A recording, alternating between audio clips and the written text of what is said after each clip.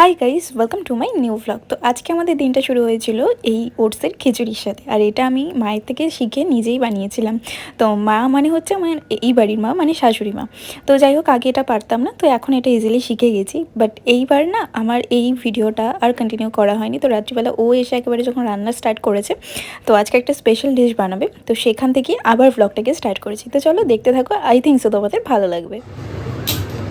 আজকে আবারও আমাদের শেফ আমাদের রান্নাঘর দখল করে নিয়েছে। আজকে কি বানাবেন বাবা?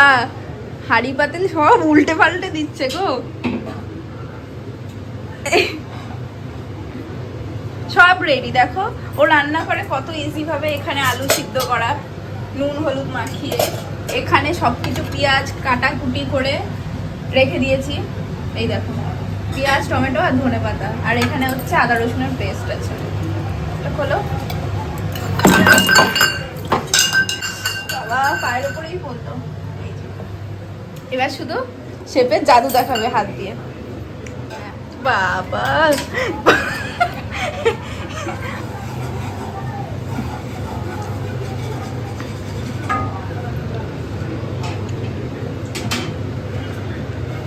কেমন যদি এটা অন্যরকম লাগছে তোমার। সর্ষের তেল একটু কায়দা কম, ওটা না উপর থেকে খোলো, ওটা একটু ডিসপুটামি করে।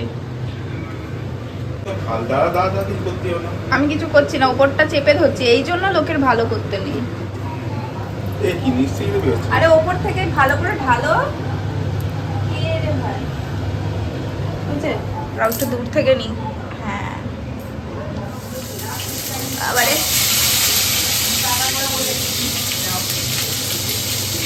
তারপরে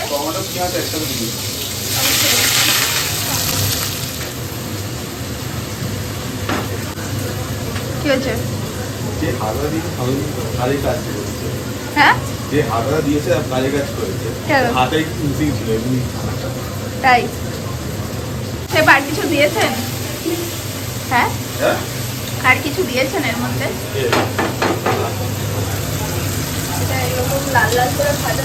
ও, আজকে তো রেসিপিটাই বলা হয়নি, কি করবে, কি করছো তুমি? দেশি মুরগি কষা রোগান জোশ। ওরে বাবা রে, এসব বলে না রোগান জোশ, আর রোগান থেকে জোশ করে। এবার কি দিচ্ছ? এবার দিচ্ছে আদা রসুনের পেস্ট। দেখিয়ে দিচ্ছি, ঠিক আছে না? হ্যাঁ,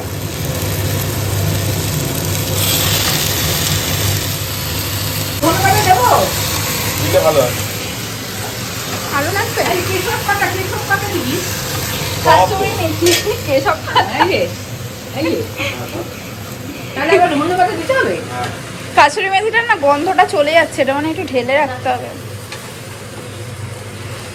সব সাজানো আছে, ধনে জিরে মরিচ আর এই যে মিট মশলা বলেছিলিস এগুলো দিলাম একটু পরিমাণের মতো।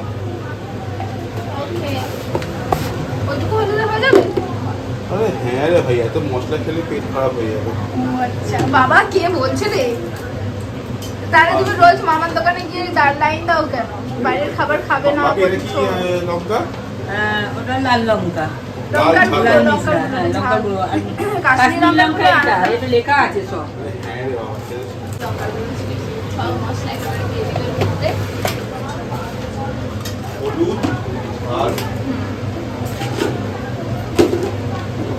নেক্সট, এরপর আমি একটু ঘরে কাজ করছিলাম বলে ও নিজেই একা একা রান্না করছিল। তো মোটামুটি চিকেনটাকে একটু কষে নিয়ে তার মধ্যে দিল ধনে গুঁড়ো।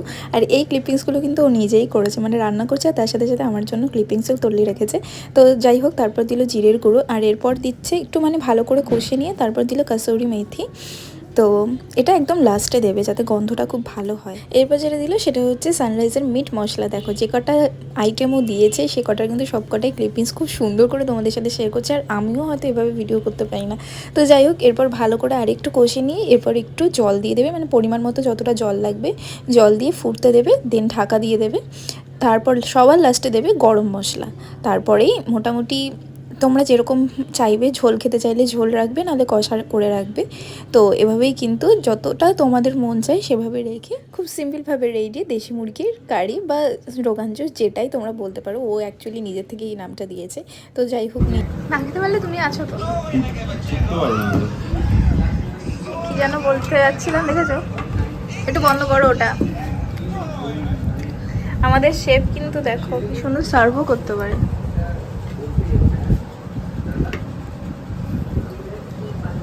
চলো খাওয়া দাওয়া করি। চলো খাওয়া দাওয়া করি। দিলে তো ভালোই হয়। সত্যি তুমি 10-এ 9 পাইছো। কত বেশি? হ্যাঁ কত পেয়েছো? 10-এ 9 পেয়েছো। জোরে বল, জোরে জোরে। 9 নয় কততে? কারণ আর 1% কাটলাম, আমার মুখে স্বাদ নাই তাই। আউট অফ 10% গড় 9%, তবে 109 পেয়েছি। না টেনে ও কি বলছে নিজেই জানি না।